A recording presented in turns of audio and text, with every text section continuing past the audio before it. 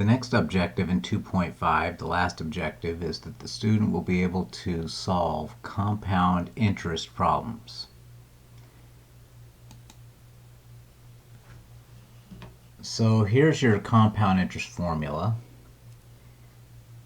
and we just need to learn how to use it. A equals P plus 1, P 1 plus R over N to the NT, where A is the future value in the investment,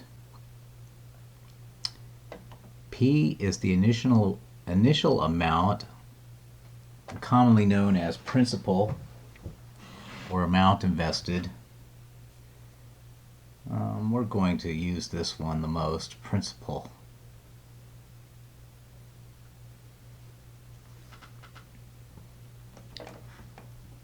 R is the annual interest rate as a decimal. N, here's the big one, N represents the number of compounding periods per year, or number of times per year that interest is compounded. Now Barnett's going to be kind of confusing. In the next chapter, he's going to use M for this, M. So that is going to become an M in section 3.2, and that's going to become an M. And confusingly, MT is N. So I think maybe he's using N now because you're used to using N for that, if anything. T is the time in years. So here's a problem.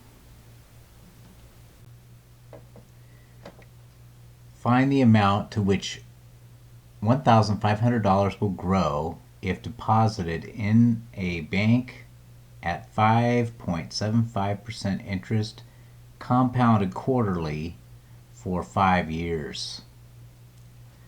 Okay, so A equals P 1 plus R over N to the NT. And A is going to be this amount that we're required to find in the problem. Okay, this amount, the future value of the investment. The $1,500 is going to grow. So that's the amount at the beginning. That is the principal. So that's going to be our value of P. 5.75% interest. Now they aren't saying it now, but we're talking about annual interest if no other sort of interest is mentioned. Of course, in a decimal, this is going to be 0.0575 if we move that decimal point 2 places to the left. Interest is compounded quarterly, okay? And that's 4 times per year. So the value of N will be 4. And the time, T, is going to be 5 years. So we're going to throw all those numbers into the calculator and ask the calculator for a number. Now, the big thing is that you have to do this multiplication before you do exponentiation. And so, probably what you'll do is just call that 20.